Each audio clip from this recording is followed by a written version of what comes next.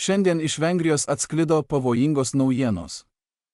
Čia Vengrijos grasinimai Ukrainai peržengė visas ribas. Vengrijos kariuomenė dislokuota prie sienos, o Ukrainos bankų sunkvežimiai, pilni vakarietiškos valiutos ir aukso, buvo apiplėšti.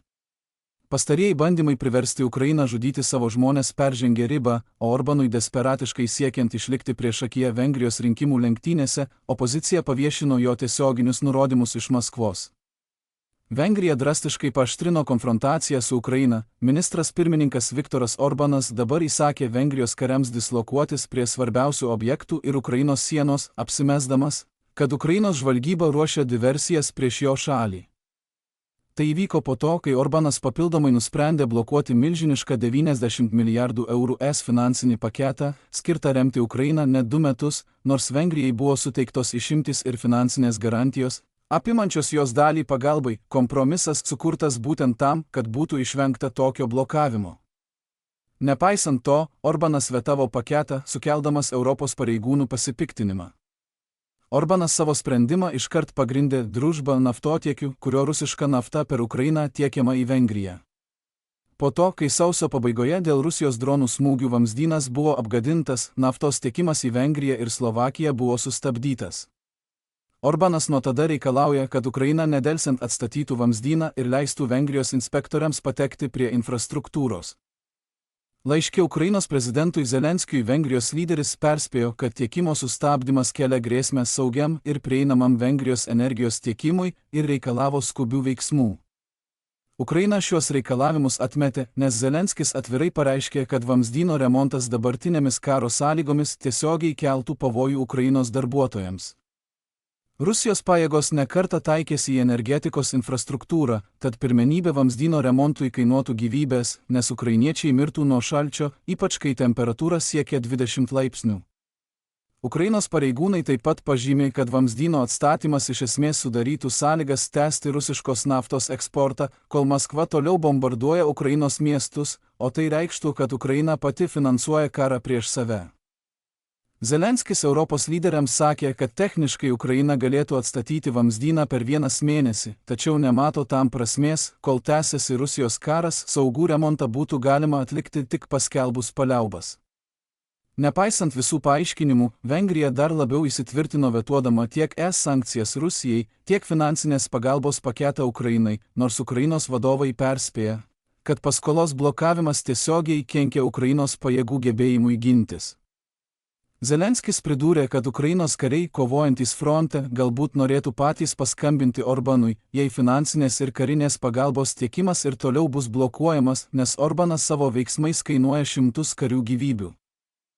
Tačiau Vengrijos pareigūnai šį Zelenskio pasisakymą suprato ne kaip pagalbos šauksmą ar neviltį, o kaip tiesioginę grėsmę Orbano gyvybei. Užsienio reikalų ministras Peteris Szijjarto tai pasmerkė neįprastai griežtais žodžiais.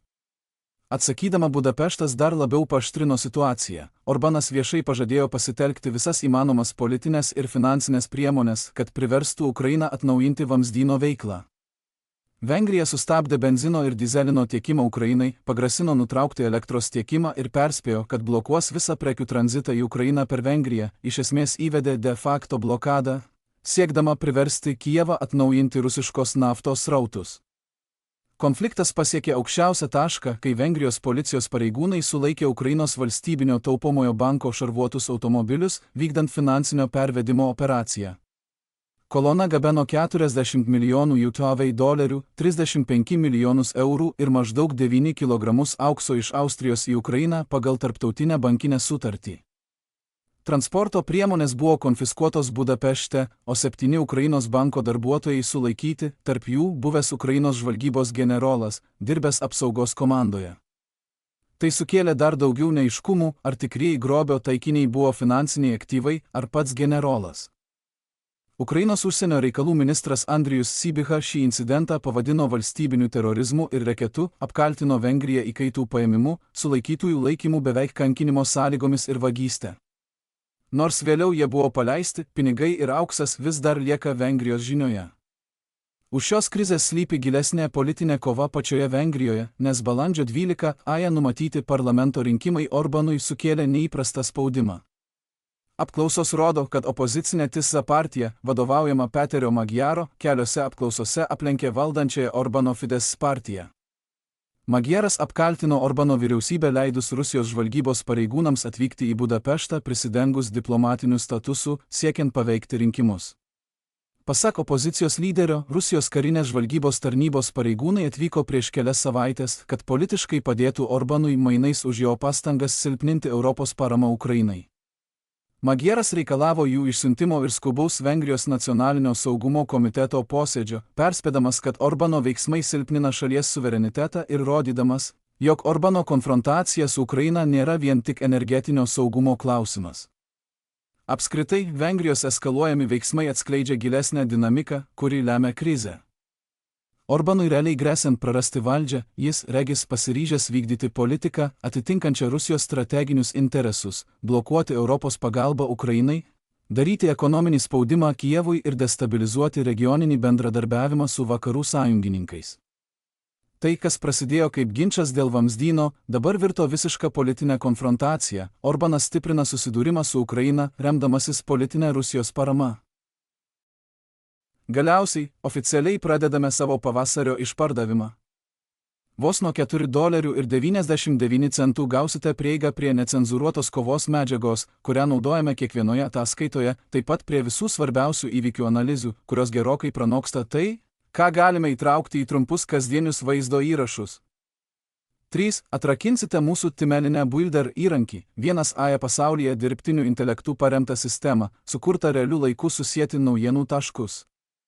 4. Ir svarbiausia, gausite prieigą prie mūsų pažangių naujienų analizės įrankių, kurie suteiks išsame įžvalgą apie naujienų ciklą, detalę istorijų nuotaikų analizę ir tendencijų stebėjimą, kad atskleistumėte svarbiausias temas ir įvykius.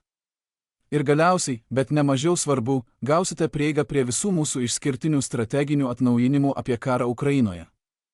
Jei norėjote paremti mūsų veiklą, bet dar neturėjote progos, dabar yra puikus metas prisijungti ir iš tikrųjų prisidėti.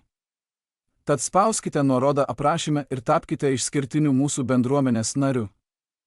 Nuoširdžiai dėkoju visiems, kurie prisijungė, jūsų palaikymas mums reiškia labai daug.